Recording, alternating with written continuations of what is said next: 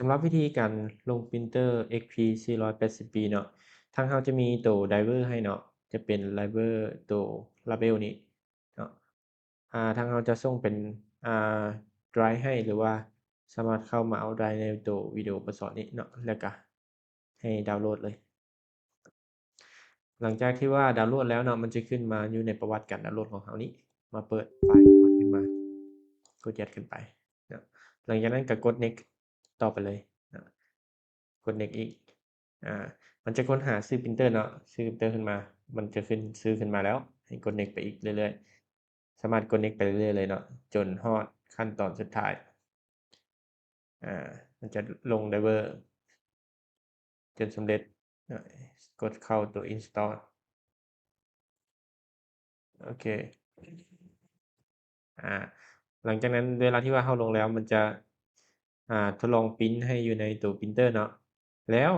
ลง driver แล้วหลังจากนั้นให้เรามา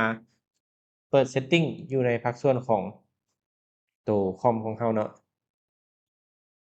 แล้วหลังจากนั้นกลับมาใส่ตัว Bluetooth and driver คลิกเข้าตัวพรินเตอร์มาปรับขนาดเจียเนาะมาปรับขนาดเจียอยู่ในไฟล์ของเราคลิกเข้าตัวชื่อพรินเตอร์เลย หลังจากนั้นเนาะคลิกเข้าตัวชื่อ printer XP 480p เนาะหรือบางคนก็อาจจะขึ้นมาเป็นชื่อว่า label เนาะเป็นไฟล์ label นี้แล้วก็มาคลิกเข้าตัวแก้ไขตัวขนาดเจี๊ยนะมาเข้าตัวแรกนี้แล้วมา edit ใหม่เนาะหรือว่าสร้างใหม่ก็ได้นะใช้ new ก็ได้ปึ๊บมาใส่ขนาดเจียตามที่เจียที่เราใช้เนาะคือของเราหันจะใช้ตัว76x130เนาะตัวนี้มาใส่เป็น1เอาตัวนี้คันว่าถ้าหากว่าบางคนใช้ขนาดที่แตกต่างกันก็ให้ปรับตัวขนาดเจียนี้ให้มันตรงกับเจียที่เราใช้เนาะเจียสติกเกอร์ที่เราใช้หั้นแล้วก็กดโอเคเนาะ apply เข้าแล้วก็กดโอเคบางคนเวลาที่ว่าเรากดมาปรับขนาดเจียมันอาจจะขึ้นมาหน้าต่างนี้เนาะให้เราเข้ามาตัวนี้แล้วก็มาปรับตัวขนาดนี้ใหม่เราสามารถใช้ตัว new paper ได้เนาะมาเลือกปรับอยู่นี่ได้เนาะให้เป็นตัว76ก็ตัวนี้เป็น130โอเคได้ตัวนี้ถ้าหากว่าขึ้นเป็นอันนี้มันอาจจะเป็น new เนาะ new paper นี้แล้วก็กดโอเค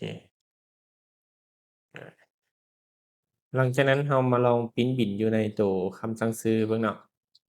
แล้วก็ตัวแบบพิมพ์นี้เนาะให้เราออกแบบแล้วมาปรับขนาดเจียตามที่เราใช้เนาะในรูปแบบของตัวนี้หั้นเจียที่เราใช้จะเป็นหลังจากนั้นก็มาลองพรินต์เบิ่งเนาะพรินต์ตัวมาเลือกเอาบิลเนาะที่เราได้มีอยู่ในตัว POS นั้นแล้วก็มาสั่งพิมพ์เนาะ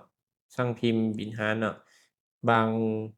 บางที่ตัวชื่อพรินเตอร์เนาะให้สังเกตเบิ่งว่ามันขึ้นว่าเป็น label แล้วบ่ถ้าหากว่าบ่ขึ้นให้เรามากดเลือกตัว label นี้เนาะให้มันตรงกับตัวพรินเตอร์ของเราแล้วก็บางทีขนาดมันอาจจะใหญ่หรือว่าน้อยเกินไปเราสามารถมาปรับได้เนาะมากดตัว more setting นี้แล้วก็มาปรับตัวนี้เนาะให้เป็น custom สามารถดึงครอบหรือว่าเส้นเข้าได้เนาะตามความสะดวกของเราเวลาที่ว่าเรากดพรินต์บางทีมันอาจจะเกินเส้นเกินครอบเนาะก็มาปรับตัวนี้